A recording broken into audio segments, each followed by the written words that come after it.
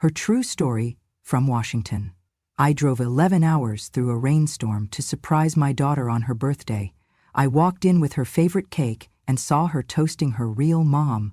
She called it a private dinner. I called it unforgettable. "Not sure if she's on her way yet?" the woman said, voice dripping with ease. "The biggest gift she could give you is that massive life insurance payout. I'm your real mother, owning that role officially." I pressed my back into the cool wood of the door, my fingers gripping the phone so tightly my knuckles turned white. The screen illuminating in my trembling hand, the rain lashed so hard it sounded like a sledgehammer on shingles, each drop a cold reminder of the miles I'd driven, the storms I'd endured. In my other hand, I held the chocolate birthday cake, soft icing smudging into my palm, its weight heavier than I'd expected, as if it carried all the love and memories of our shared years. Through the narrow crack in the door, I heard her voice, my daughter's, light and casual, accompanied by the clipped confidence of another woman's laughter. A chill ran down my spine when I realized with absolute clarity that they were plotting something unspeakable. No thunder could match the coldness that swept through me. Their words were deliberate, practiced, cruel. They planned to wait until I was gone, until I couldn't watch them in this moment, and then step in to take my place. They spoke as if I were already invisible. They spoke as if I didn't matter. My breath caught in my throat. I swallowed hard, the knot of tears struggling behind my ribs, but I would not allow them to see me fall apart. Let them talk. Let them believe I would empty my hands and turn around at the first hurt. Let them think they'd won. I squeezed the phone tighter, forcing my fingers not to shake.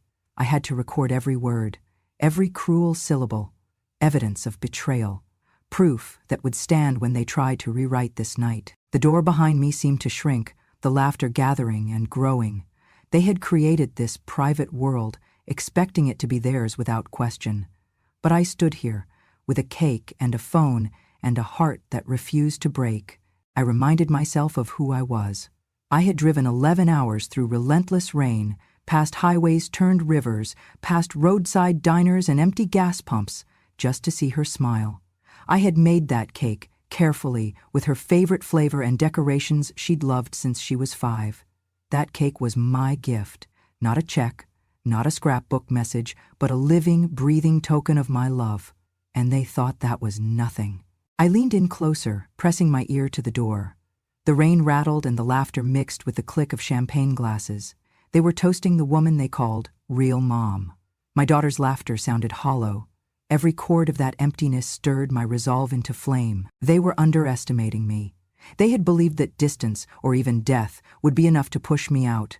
Instead, I was here, alive, present, holding a cake and a camera and a piece of my heart. They could toast champagne in their private world, but I held the truth in my hand. I backed away from the door and stepped into the corridor on the polished wood floor, still dampened by rain, tracked in through the entrance. My heart pounded with every step. The air reeked faintly of spilled champagne and bright candle wax. I told myself, I am not asking permission. I am claiming a right. I stopped just outside the room. I took a deep breath, tasting rain and hope and determination all at once. The cake was heavy, but I kept my grip steady. My fingers tapped recorded confirmation onto the cake box, all the while angled toward their conversation. I held the phone at chest height, ready to pull it up and show it to a waiter, a manager, to anyone who would witness this injustice. Tears had not yet come. The lock of my jaw meant there was still steel in me. I knew that they expected my silence. They expected me to look silly, to catch a few photos and slip away. But I would not slip away. Tonight, I would do something unforgettable. I inhaled deeply, muscles coiling in my shoulders. My mind whispered, "You are a mother. You are a truth-teller. You are not invisible." And then, with cautious resolve, I took one final step forward. I would walk in. Cake in hand, phone ready. Let them see that a mother's love could never be canceled by cruelty. Let them hear the apology in my voice, but also the authority in my presence. I flicked the phone's recording light on one more time and stepped through the doorway. They would never forget this night, and neither would I. I settled into the driver's seat in Seattle as dusk bled into night, my fingers tightening around the steering wheel. The GPS blinked, 11 hours to Portland. I had timed this so precisely I could arrive just in time for her birthday dinner. My heart pounded with equal parts worry and resolve as the windshield wipers swiped away torrents of rain. From the moment I left home, the skies opened. Sheets of rain blurred the road, water pooling against the tires. Headlights became streaks, and taillights glowed like embers in the gloom. Every mile felt endless, but I kept going. Stoplights and fast food restaurants passed in a hazy rush. I wanted to reach her, bring her this chocolate cake made just the way she used to love it, the one with piped roses and happy birthday in her favorite shade of lavender icing. But doubt gnawed at me. This drive wasn't just miles, it was a test of my worth. I told myself, I am not decorative, not an afterthought, not someone to be left behind. I am her mother. At mile marker 123, I remembered her 4th birthday. I baked a white cake with pink frosting, the kitchen filled with laughter as she smeared frosting onto her nose. That night she fell asleep next to me, small thumb in mouth, whispering, "Mom?"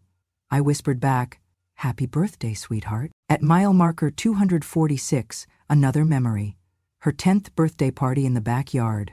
Balloons tied to the fence, her friends' roaring laughter on water balloons, and her shy smile when I presented her the cake with sparklers on top. She hugged me and said, "Thanks, Mom." History was repeating itself, both in miles and memories, but something had changed. Somewhere between those parties and this night, she decided I no longer belonged in those joyful moments. Flash to 2 years ago, I tried surprising her with Kentucky Fried Chicken and a recording of her childhood lullabies. She said she was tired, canceled at the last minute. Then I interpreted her tone like a closing door. Flash ahead to last year. I delivered the cake I'd baked because she'd told me she was tired of frozen desserts. She took one box, put it in the freezer, and told me she'd get to it later. That later never came. Water pooled near the brake pedal. My headlights cut through water spray as semis rolled past. Each raindrop that hit the windshield sounded like disappointment. Mine, hers, both of us. 5 hours in, I pulled into a rest stop. The rain was relentless. I closed my eyes and swallowed, then opened them. I wasn't doing this for approval. I was doing this for truth, love, and dignity. I sent her a text. "I'm almost there. Cake is ready. See you soon. Love you." No reply. Typical. But this time, I wouldn't leave until she saw me. I needed her to see me. Another hour pushed on, the storm's fury magnified. Lightning lit up the road in stark flashes. Once a bolt struck too close, illuminating semis frozen before me. My grip tightened, but I pressed on. All I felt was that I had to reach her, or I might turn around. The drive was both crucible and renewal. Near the border, the rain transitioned to sleet. Ice glazed the windshield. I slowed down. Visibility dropped. One of my tires skated across a slick patch. My heart thudded. I steadied the wheel. Every mile felt like a trial. I had to survive to claim my place. Finally, the lights of Portland appeared, glowing soft through ice-streaked glass. My GPS said, "Destination ahead." I pressed through one final overpass, rain thinning as I turned into the hotel driveway. Cars passed too close, fenders glinting. I took a cleansing breath. I stepped out into sleet, coat pulled tight, ice clung to my hair. I carried the cake box, phone tucked inside my coat. I squinted at the hotel entrance lights, shimmering through rain. My footsteps echoed against the marble floor as I crossed the lobby. Head turned, I saw the restaurant's door. Inside, candles shone on tables. Laughs rang like bells. I stopped, heart racing. There was her table. I looked at my soaked shoulders and cake in hand. I felt chilled, but determined. I straightened my back. I held my gaze steady. I was no longer driving through storms for a girl who didn't want me. I drove for the woman I was and for the daughter I loved, whether she saw it or not. I took that last step forward into the restaurant, eyes locked ahead, cake cradled firmly. They would see me enter, and I would kill them with love and truth. I stepped through the glass doors of the restaurant, and a rush of warmth met me, a world away from the freezing rain outside. Water dripped from my coat, pooling at my feet, but I didn't notice. All I could see was that small table tucked into the corner, the only spot not fully lit, where my daughter sat with another woman by her side. Every heartbeat sounded in my ears as I walked the length of the polished floor toward them. Beyond the entrance, the restaurant's grand chandelier scattered pale light across white tablecloths and crystal glassware. Servers moved gracefully, gliding among tables framed by flickering candles. The air was filled with muted laughter and soft music, incongruent with the storm still raging beyond these walls. But that gentle ambience hid something far colder. As I neared, I saw them lifting glasses of champagne. Its pale bubbles caught the candlelight as they gently hovered around the rim. I recognized the way my daughter's lips curled in a practiced smile, so practiced she'd done it for strangers 100 times. And then there was her companion, medium hit, slim, with stark dark hair and an air of self-importance I didn't like. I recognized that face immediately. She was young, a second mother my daughter had chosen over me. They laughed, a brief glint of malice in the woman's eyes when I appeared in the doorway. My daughter's laugh froze. She blinked. My presence caught them off guard, not because they hadn't expected me, but because they hadn't expected me to arrive this quickly, or at all. I paused for only a second in the doorway, long enough to place the cake on my other arm. My grip tightened around it as I took in their faces. I did not look startled. I did not have tears in my eyes. I did not shrink. I reminded myself who I was, what I had endured, and why I was here. Their smiles faltered. The room suddenly felt smaller, every other guest fading into the background. I watched as my daughter's eyes flicked away, uncertain and wary. The other woman's posture tensed, her shoulders pulled back, her glass raised a hair higher, deflecting my gaze with a practiced brightness. I stepped forward. The floor beneath my boots seemed heavy, as if aware of the gravity of this moment. With slow deliberation, I set the cake box down between them, my gloved hand brushing the edge of the table. The aroma of chocolate and frosting rose to meet me, along with the charged silence that followed. No one spoke at first. The 1,000-treble light buzz above us seemed to dim, as if the restaurant itself held its breath. The daughter's glass hovered mid-air. The other woman's hand froze. My eyes met my daughter's. No tears there, but a storm of emotion behind her pupils. The woman whispered something to my daughter, pointing at me as if I were a problem to be contained. But I didn't flinch. I was not going anywhere. I had already driven through hell for this moment and for this daughter. I stood tall. I heard the faint scratching of a chair being pulled back. The restaurant noise resumed, plates clinking, forks on dishes. But my world was smaller now. I felt every heartbeat echoing in my chest as I waited for someone to speak first. I cleared my throat softly, and the word escaped like a small bell ringing in the hush. "Hello," I said. My voice was calm, steady, and measured. "You were toasting your real mother. I thought I'd remind you both who I am." I gestured toward the cake. "I made this, from scratch, for you." I watched them react. The woman's face paled, my daughter's mouth parted.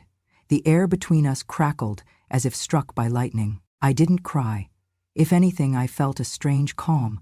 The storm was not only outside, it had broken inside me too, but I had survived. I tucked the phone into my coat pocket. The recording was there. Every laugh, every toast had been captured, every betrayal logged. I took a slow breath and repeated, louder this time, "This is a birthday cake, not a gift bag, not an insurance check, a cake." Their silence was the answer. This room, built for warmth, now stood on the edge of ice, and I was the one who brought the heat. In that moment, I saw what had changed. I no longer needed their permission to be here. I belonged by action alone, by heart alone, by presence alone. The cake between us marked the beginning of a reckoning, not with raised voices, not with accusations, but with truth, simple as flour, eggs, sugar, chocolate, and love. One breath, one decision, one entrance, and the night would never be the same. I had arrived. The restaurant's soft clinking and low hum seemed to dim the moment I pressed play. The video still glowed in my hand, just enough light to cast faint reflections on their faces. My daughter's grip around the champagne glass loosened. The woman next to her stiffened like a statue suddenly struck. On the video, their voices cut through the hum. The camera wavered. Mine was shaking in my wrist, but I kept it trained on them. every moment a weapon in silence. "So after she finishes the cake and dashes out, she'll think it was a heart attack," the woman said, her tone clinical, like discussing the weather. "Brake lines already loosened. Accident to look natural." My stomach twisted. The words landed on the banquet table like a bomb. Their private birthday dinner had a far darker script. My daughter's eyes widened. The candlelight caught the tear forming, but she blinked it away fast. The woman looked triumphant until the phone's light revealed her pale face and wide eyes. Their triumphant facade broke. I pressed pause. Silence roared, louder than thunder. Every head in the restaurant turned toward our corner. Servers stopped mid-serve. Diners paused mid-bite. My heart thundered with mine. I felt like a conductor of this immense hush. They looked at me, then at the phone, then back to me. The scale shifted. I watched as reality descended upon them. Betrayal exposed, intentions laid bare. The woman attempted to smile, self-assured. "Mom, no, I mean this doesn't mean what you think." She trailed off. My daughter's eyes were locked on mine. Confusion, fear, guilt, everything swirling in that single glance. I stood straighter. I felt a shift beneath my skin. I was no longer the rejected mother, awkwardly hovering at the edge. For an instant, every ounce of tension in that room paused, and I became the one in control. I didn't move the phone. I didn't babble accusations. I just held it up, slowly. The glow caught the sparkling wine bubbles, still intact in their glasses. Stark contrast to the betrayal just unveiled. "What you hear," I said steadily, "is conspiracy, insurance fraud, attempted murder." My words spelled the meaning. Gasps echoed around us. The woman stifled a gasp. My daughter looked like she might collapse. Somewhere, a single fork clattered against a plate. Breakfast napkins lifted on a breeze from air conditioning vents. But mostly there was my voice, measured and true. "I came here with cake," I said, placing the ornate box down so gently it resembled a gift. "I didn't come here to bury secrets. I came to show up, with or without answers, with or without permission." I did not raise my voice. I didn't demand apologies. I let the evidence speak. And suddenly, the power in this room flipped, like a switch. Suddenly I was no longer the intruder. I was the bearer of truth. I could feel their panic transfer to the other tables. Phones slid out of pockets everywhere. People gathered for distance but watched for consequence. The woman reached forward urgently. "This is private," she hissed behind her hands, then broke off when everyone turned toward her again. Nobody else spoke. My daughter stood, trembling. She looked at me, the real mother, and I saw the storm inside her. Shame, confusion, something like grief. I could have walked away, but a new thought took root. I didn't come this far to walk away. She should see me here, not vanished, not silenced. I stood toe-to-toe with her daughter across the table. Her eyes welled, but she didn't blink. I pointed to the cake. A birthday cake is the simplest, most honest gift. No tricks, no motives. I hope the flavor reminds you of my love. I paused again, calmly. The restaurant had turned into something else now, a courtroom, a gallery, a reckoning zone. Somewhere, a waiter tiptoed near us, uncertain what to do. I nodded at him, still holding the video phone steady. "Please don't delete this recording. It's the only proof I have. Proof that I didn't vanish. Proof that my daughter still needs a mother worth believing in." At that, the other diners shifted uncomfortably, the stolen celebration now tainted by conspiracy. Time slowed. My daughter's lower lip quivered. The woman beside her had gone pale, eyes sliding away. Then she stood. My daughter did the same. It was quiet, but the moment thundered. No sound of stirring, just the soft resonance of gravity rebalancing. The woman fled first, raising her phone as if prepared to erase something. My daughter followed her to the door, her shoulders hunched, footsteps dainty as if she might break them. I didn't follow. I stayed planted.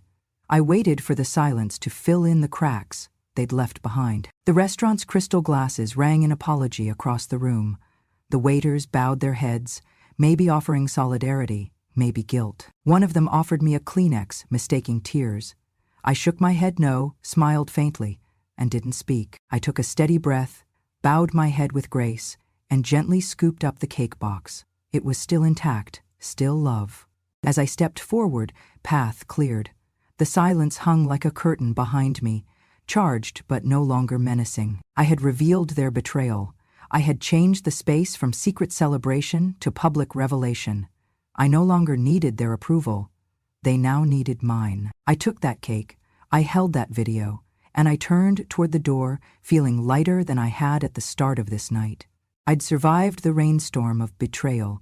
Now I carried the storm's calm aftermath in my heart. I placed the chocolate cake firmly at the center of the small table, its smooth icing and perfumed roses catching the candlelight.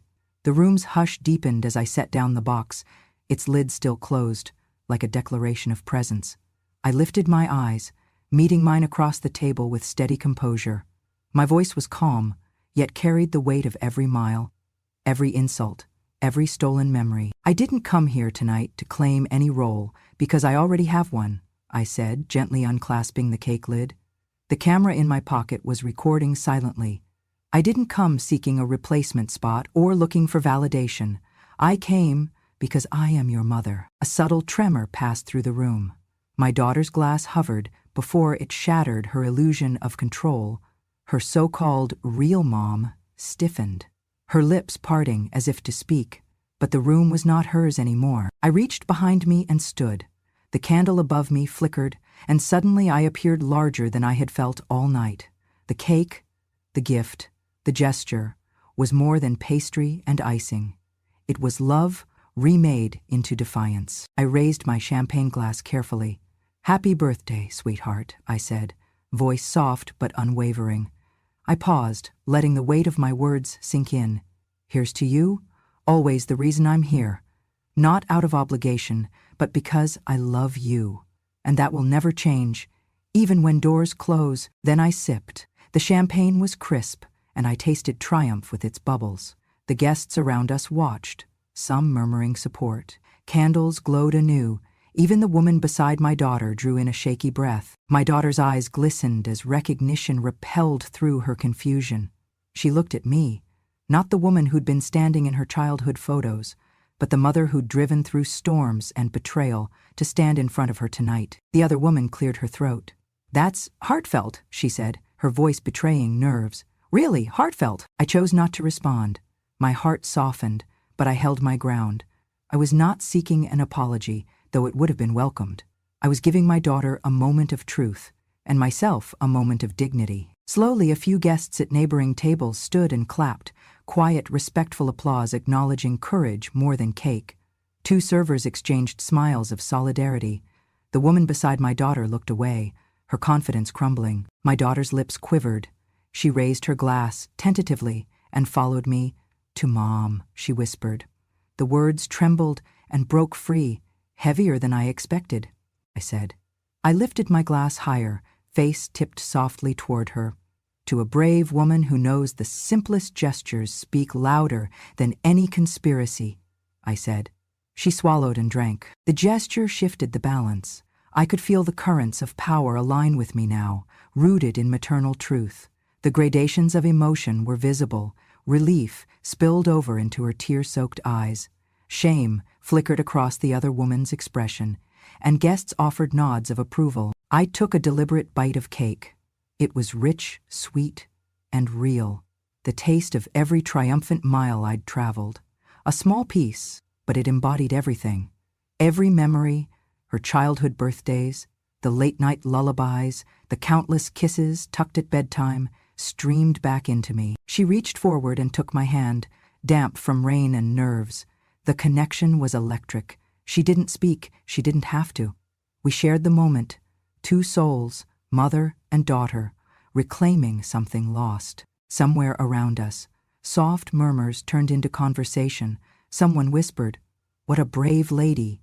Another shook her head in disbelief that such betrayal had been captured and such love reclaimed. My daughter looked at me fully, with true understanding. "I'm sorry," she whispered, "for everything." I nodded, swallowing thickness out of my throat. "I just want you. That's all." I smiled. "And a slice of cake." She laughed, tears in her eyes, and reached for the cake with me.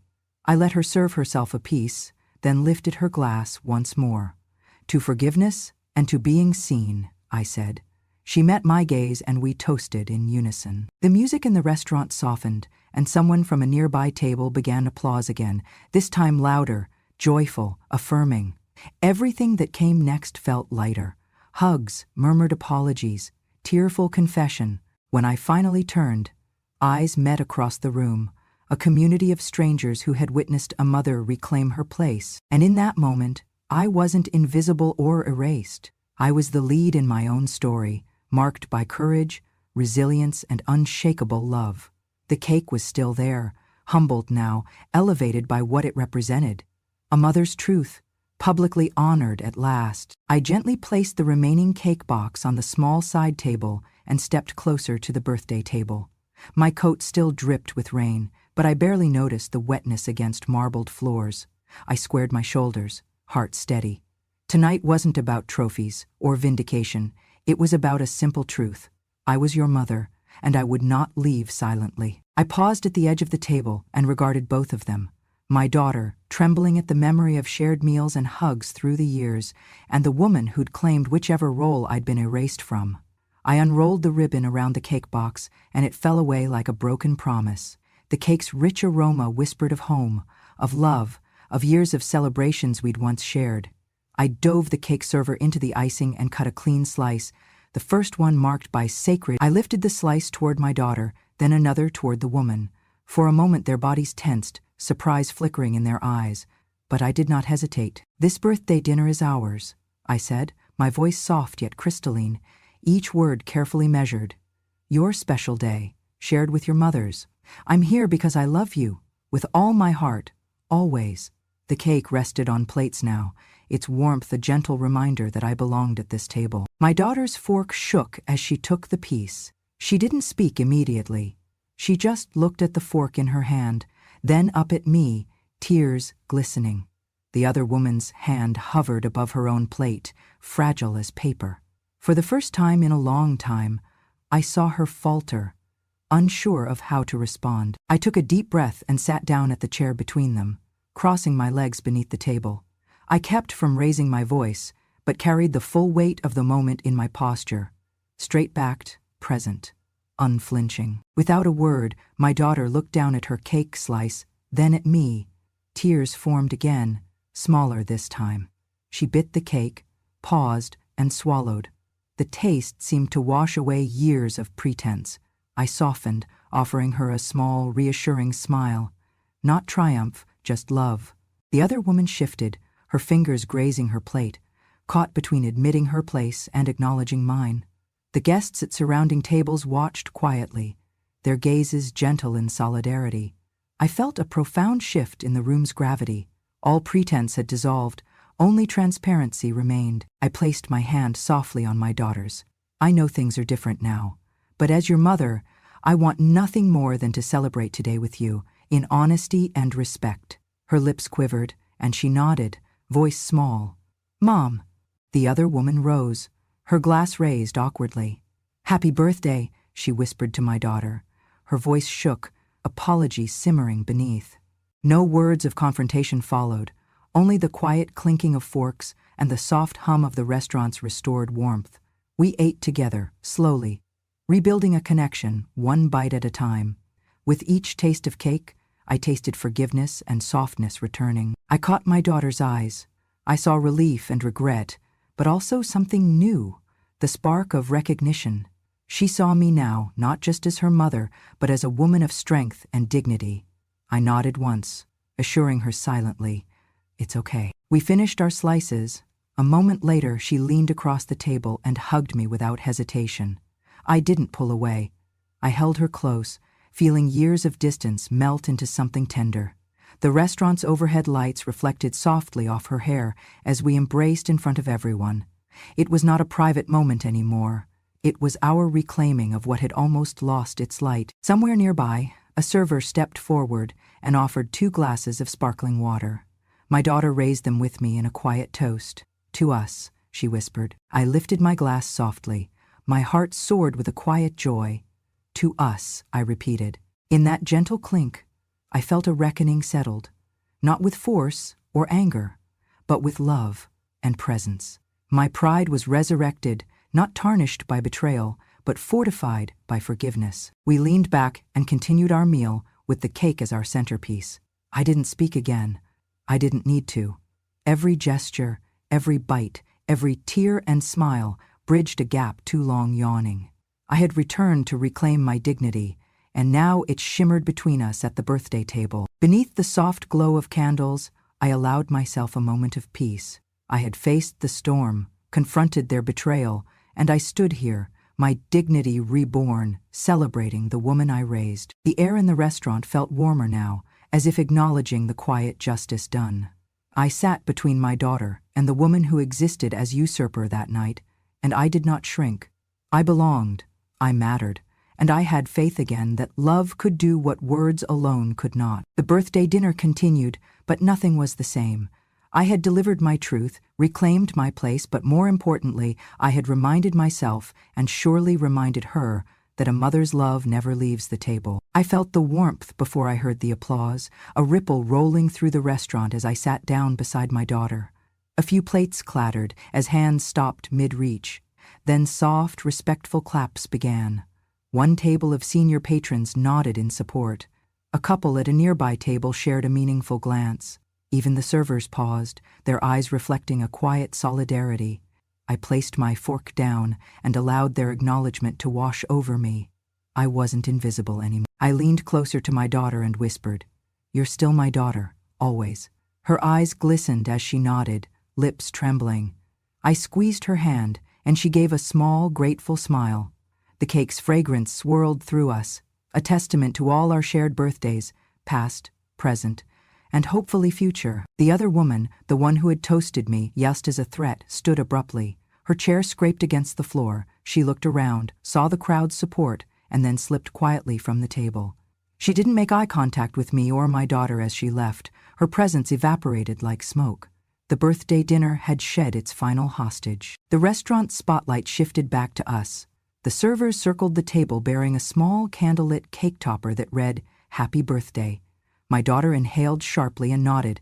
We leaned in together, hands steady and intertwined. Time slowed as she closed her eyes and made a wish. I watched her, tears wet at the corners of my eyes. When we blew across the candlelight, the soft glow flickered, a symbol of a fragile but hopeful mending. I carved a small piece of cake for each of us, my daughter, and for me, a slice of resilience. As I placed our plates before us, another gentle round of applause drifted through the room. I met my daughter's gaze and whispered once more, "I'm here now." She smiled, real and unguarded. All around, life in the dining room resumed, laughter, joy, soft music blending into a backdrop of renewal. But in our corner, an irrevocable shift had occurred. Words had been spoken, truth had been revealed, and sitting side by side, cake shared between us, I realized we had crossed a boundary we'd never cross back.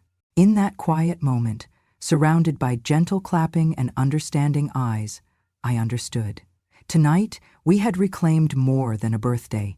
We had reclaimed trust, presence, and the quiet dignity of a mother's unrelenting love. I stepped out onto the small wooden deck behind the restaurant, the summer evening breeze salty against my skin.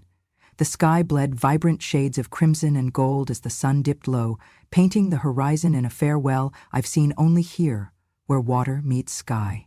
The gentle rhythm of waves against the rocky shoreline sounded like a slow heartbeat, echoing mine. My daughter followed, wrapping her arms around me from behind.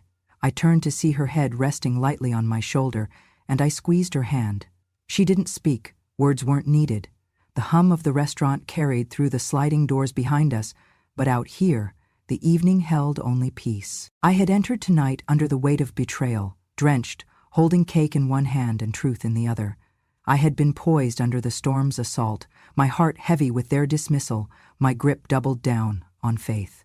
I had endured laughter at my expense, felt the sting of being replaced, and stood witness to their plotting under the thin veil of celebration. But I drove through wind and rain to reclaim what a few words couldn't erase. I stood under noise and candlelight to affirm that I am still here, not as a prop or a memory, but as a living, breathing mother.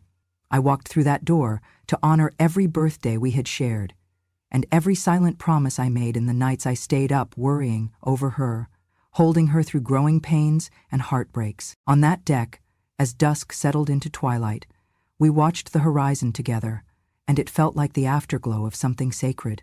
She tucked a stray hair behind my ear, softly, as though steadying the years we'd lost. I closed my eyes and took a steadying breath, tasting renewal in the salt air. She did the same. The day had been more than a bouilloire, an unexpected show of defiance, but also of grace. I had placed cake on that table, not out of ego, but out of love, an offering that sliced through pretense and revealed the heart beneath. I had whispered that simple truth, "I am your mother," and let the cake speak the rest. She found me after, waves in her voice. "Thank you." I nodded. "Always," I said, and she squeezed my hand again. We faced the ocean, the day's battles washed behind us, the promise of a new morning before us. We had reclaimed the room, we had reclaimed each other, we had shown anyone watching that no power, no betrayal, no lie can dim the bond between mother and child, when it is rooted in honesty, sacrifice, and enduring love. The sun slipped beneath the waves, and stars began to pierce the sky. My daughter and I stood shoulder to shoulder, watching the first ones appear, bright as small beacons against indifferent darkness. I took her hand and said softly, "No matter what storms come, we walk toward the light together." She nodded, eyes reflecting that distant shimmer. And in that moment, I realized, though the night had tested us, it had also broken the silence and reclaimed our place together at the table of honor. I had entered seeking permission. I left knowing that no permission was necessary. I turned to her and whispered my parting lesson. Even when we are cast aside, we still have the power to step into our own light. She smiled, and I knew we both understood. The horizon didn't just mark sunset, it marked renewal. And I realized I had walked into the light of my own worth, with my daughter by my side, and finally, that was enough. If this story resonated with something buried deep inside you, if you've ever felt invisible in the very rooms you helped build, or been pushed aside by those you once carried, then remember this: dignity does not fade with age, and love, real love, stands its ground even in the face of betrayal. I didn't raise my voice.